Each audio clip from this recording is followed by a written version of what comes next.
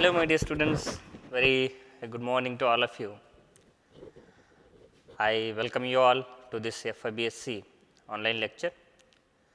So, today we are going to discuss new topic, that is chapter number 2, chemical equilibrium, which is the last topic of this semester. As we know that this semester we have 3 topics, very important topic, and from that already we studied the ionic equilibrium and the chemical energetics. So, today we are going to start a new topic, very simple topic, that is chemical equilibrium. As we know that this topic which relates the different types of what is meant by definition of the equilibrium and what type of equilibrium which are present, mean types of equilibrium, the relation between the Kc, Kp, means where the equilibrium constant, how the equilibrium constants can be obtained, and the exergenic reactions, endogenic reactions, and free energy. This is very important, where the whenever there are a forward reaction and the backward reactions are there, in which the equilibrium can be obtained. As we know that in the chemical thermodynamics, we studied the first law of thermodynamics and the second law of thermodynamics, where the first law of thermodynamics, the law of conservation of energy, we know the statement, that is energy can be transferred from one form to another form. So, that is a law of conservation, where the second law of thermodynamics, when the second law of thermodynamics was introduced, there was a new concept, that is new state of a function which was introduced, that is entropy, where in second law of thermodynamics it states the process of spontaneity, whether the condition of process of spontaneity, whether it is spontaneous process or non-spontaneous process, whether which type of the energy, free energy, where the free energy decreases or the increases. So, that much of the state of a function which was introduced in second law of thermodynamics, that is with respect to the entropy, where we are going to see the some important terms related to the second law of thermodynamics. As we know that the second law of thermodynamics, it gives the condition of spontaneity, it gives the condition of spontaneity, but in such a case the second law of thermodynamics condition of spontaneity with respect to the new state of a function, that is called as the free energy. What is the free energy? Free energy is the condition of spontaneity, where new state of a function which is introduced at constant temperature and the constant volume is called as the free energy. So, let me write the definition of free energy, where we know that the second law of thermodynamics gives the condition of spontaneity. Second law of thermodynamics gives the condition of spontaneity, where we know that the criterion of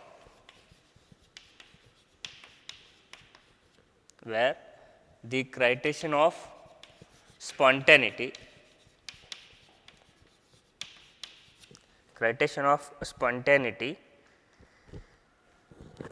in a chemical reaction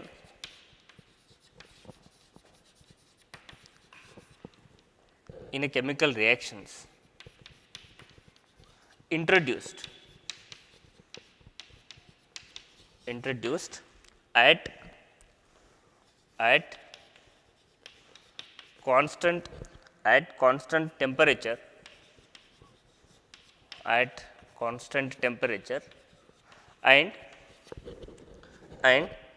constant pressure, constant temperature and constant pressure is known as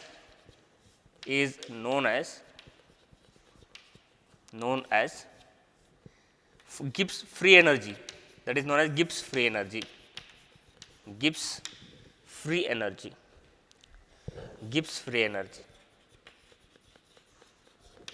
indicated by the G, where in second law of thermodynamics there was a condition of spontaneity, new state of function which was introduced, that is known as Gibbs free energy, where the new state of function is introduced at constant temperature and the constant pressure is called as the Gibbs free energy. So, that Gibbs free energy is denoted by the capital G, or in such a case it also denoted as a F, but G is the standard one, where the G can be written as G equal to H minus Ts, which is a mathematical expression.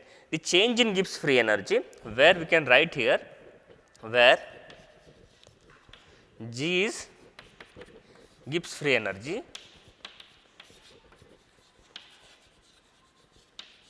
H is enthalpy,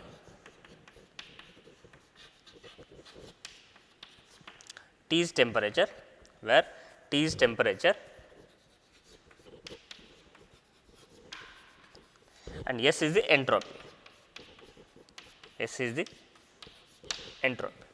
So, this is the Gibbs free energy equation, where we can see G equal to H minus Ts, where H is the enthalpy of a reaction, T is the temperature, and S is the entropy. Where we can write change in the Gibbs free energy, where we can write the change in the Gibbs free energy, the change in the Gibbs free energy, we can write the statement here, delta G, that is change in Gibbs free energy,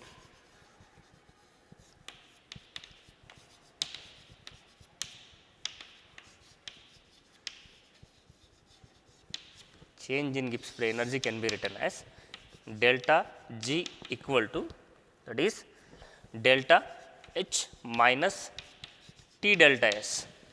So, this is the change in Gibbs free energy, that is small change, that is delta G, where delta H is the change in the enthalpy, where T is we already we know that the Gibbs free energy at constant temperature and the constant pressure is there, therefore, T is kept as a constant, and change in entropy, where so we can write the change in Gibbs free energy with the statement of delta G equal to delta H minus T delta S.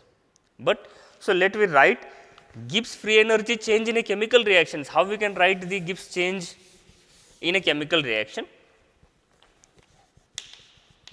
Gibbs free energy change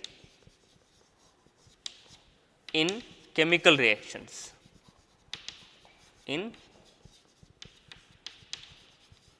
chemical reactions. So, let me consider a general reaction. Consider a general reaction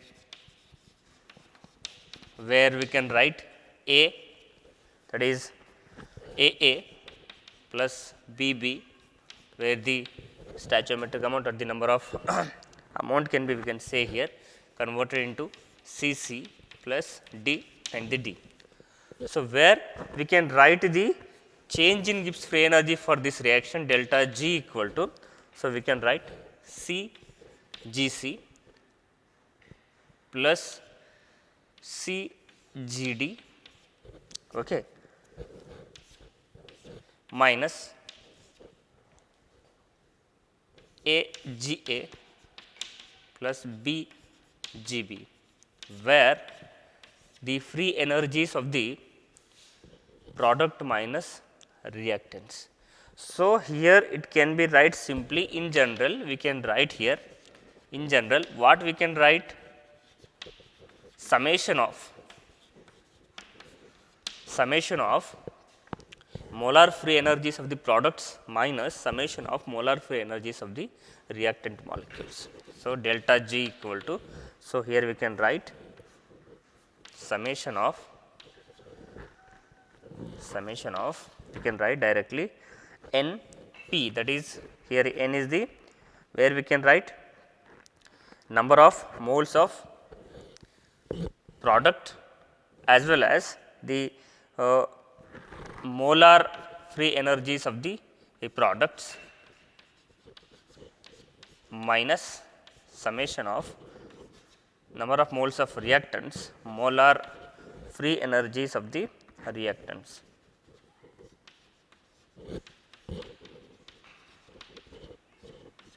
Now, see, This is the change in free energy we can write here. How the delta G can be written as Np, where number of moles of product, G is the molar free energies of the products minus summation of number of moles of reactants and the molar free energies of the reactant molecules.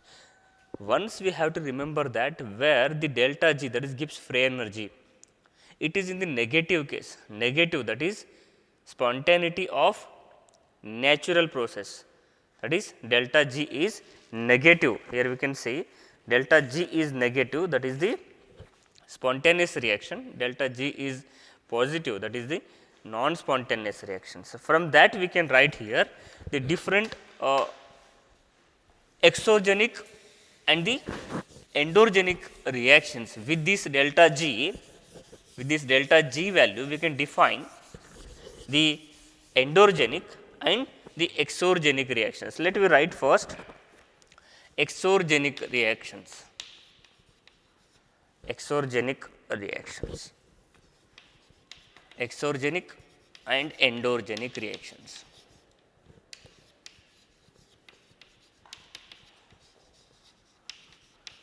Exogenic and endogenic reactions.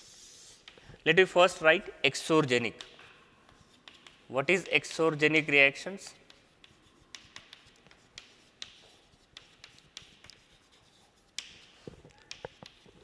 Reactions have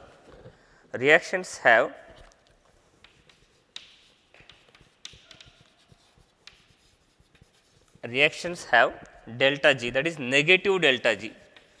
Reactions have negative delta G, where energy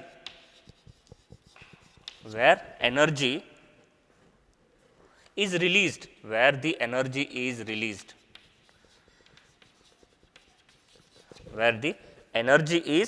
released, called as exogenic.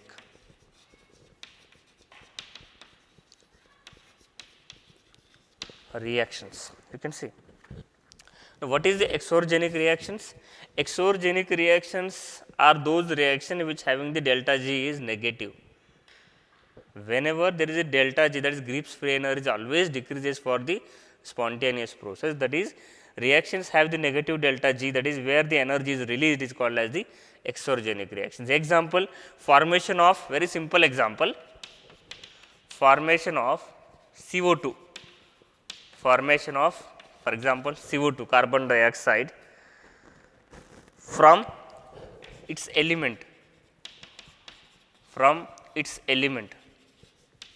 Already we studied in the last chapter, that is formation of, there is heat formation, that is formation of CO2 from its element, means where the carbon dioxide can be formed by carbon plus O2, it gives the CO2, where the delta G is negative, which is a spontaneous process. Next is endogenic reactions.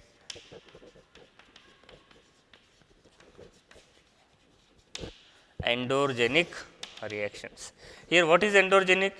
Reactions have positive delta G value, where energy is absorbed,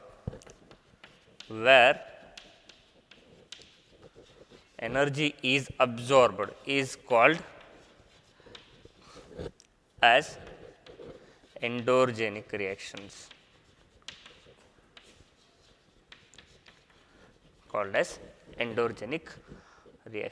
Where we can see the endogenic reactions are the where the energy is released, and the formation. Example, if you see the example, formation of diamond,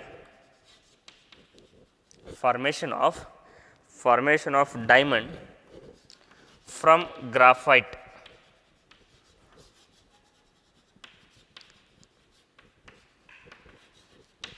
Is the best example of endogenic reactions, where the delta G having the positive value, where the energy is absorbed, is called as the endogenic reactions. Example is formation of diamond from the graphite. So, with this I will stop here.